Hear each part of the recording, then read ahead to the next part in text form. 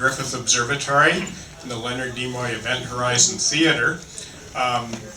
Today we've got a very special event, and as you are, I'm sure, aware today, well, actually the 14th of this month was the 95th birthday of John Dobson. And John Dobson... And it was an ordinary day. It was an ordinary day. 1915, yes. Now, just to make sure we're all a little bit on the same page of who John Dobson is, I wanted to give a couple perspectives. I can only give my own, but I've also asked Katie Hogland, who's one of our telescope demonstrators, but who's also, since the age of, 11 or something, been an associate of John Dobson's in the Sidewalk Astronomers, which is a worldwide organization that he helped found. I'm going to give you a little bit of a perspective, maybe just from, I'll do it a little less formally here, from the viewpoint of, I built some telescopes. I got interested myself when I was about 12 years old. And there was kind of an established way of doing it. And that takes us back to, well, let's go back a century. A century ago, if you wanted a telescope, you had to be actually fairly wealthy, because the only telescopes that were built for looking at the skies were refracting telescopes. They were usually made out of very fine brass. We have an example upstairs. The very first telescope of Los Angeles is now on display, and it's a 5-inch refracting telescope that was considered a pretty big deal at the time. But really it was frustrating to a lot of people. If you wanted to look at the sky, you had to look through somebody else's, or you had to be rich. Now that started changing in the 1920s. A fellow named Russell W. Porter started. Well, he and Albert Ingalls, who was the editor of Scientific American magazine, kind of collaborated on articles that fired up people across the country. People mainly who were machinists or worked with materials. Porter pointed out it was both fun and easy actually to build your own telescope.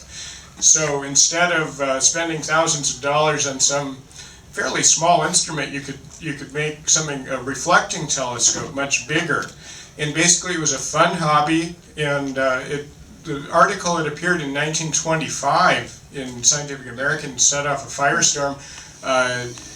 The Springfield, Vermont amateurs were the first club to build telescopes. The second was the Los Angeles club here, and are joining us also today. And so, it was a big hobby. If you wanted a telescope, build your own. Now, when I got into it in the 1970s, it was sort of a dying hobby, though. Part of the reason was it had become kind of formal. There's a certain way to do it right. And it involved a lot of other things besides really building telescopes. You had to build testers and various things. And I think it became kind of orthodox, and if you really wanted to do it right, you had to machine mountings and counterweights and all this and that. You'd end up with a nice instrument, but unless you were rich, it was going to be a pretty small one. The other problem was, because it involved counterweights and stuff, is that it wasn't very portable. And I think as time has gone on, if you really want to look at the sky, you have to get away from the glow of the cities and stuff. So portability is important. So home-built telescopes were beginning to, it wasn't such a big hobby when I got involved. The gentleman sitting over here, I think, changed people's attitudes a great deal. John Dobson, starting in the late 1960s, if I recall, or mid-60s, is that right, John? About when did you start building telescopes? Oh, I don't remember when I started making telescopes, but the Sidewalk Astronomers started in 1967. Okay, so around that time, 1968. The organization you started began touring around with telescopes that you guys designed. But I'd been making telescopes before that. Okay, but you started with those kind of traditional books anyway, right? I had one skies. stupid little book. And nobody to talk to. But what John did was actually made telescopes that were mechanically very simple, yet And they were made out of porthole glass. porthole glass, your tubes are cardboard, the mechanical heavy parts are plywood, and you end up with something, you know, like this. I tell people if they want to make a telescope, get to California. We have all these cardboard tubes and they're already made.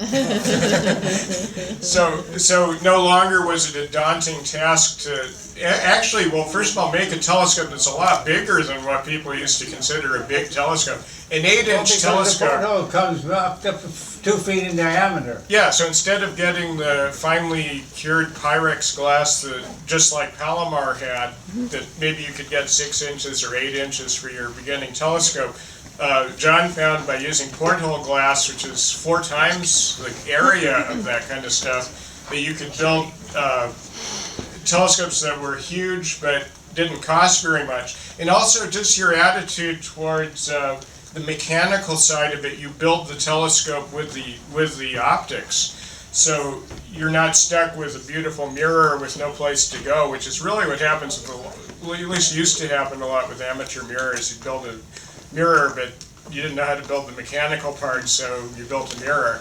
But I think his type really encouraged a lot more finished telescopes. And I know the only kind of telescope I ever finished out of maybe 4 or 5 mirrors that I've made was a Dobson design. Okay. Well, we made it 24.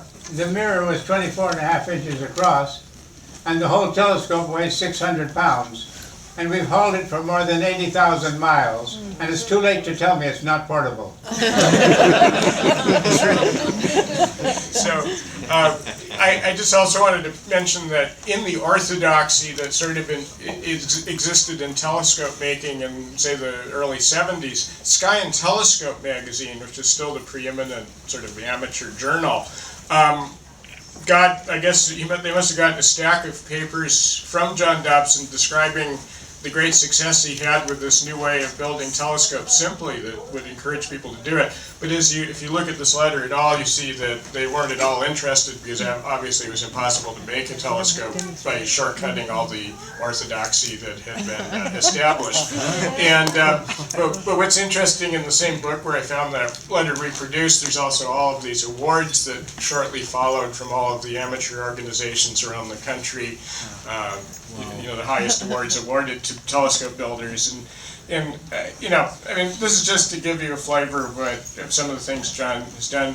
Some of John's methods have been written up. I guess he collaborated in a book called How and Why to Make a User-Friendly Sidewalk Telescope, which is, by the way, built. The covers are plywood. Very interesting book. And now people build telescopes. You know, based on the inspiration of these original designs, but now people build up to 30-inch telescopes or so that fit into compact cars. Mm-hmm. And really, this whole enthusiasm and giant size of telescope is really thanks to John Dobson, who's sitting right beside me here. Yeah.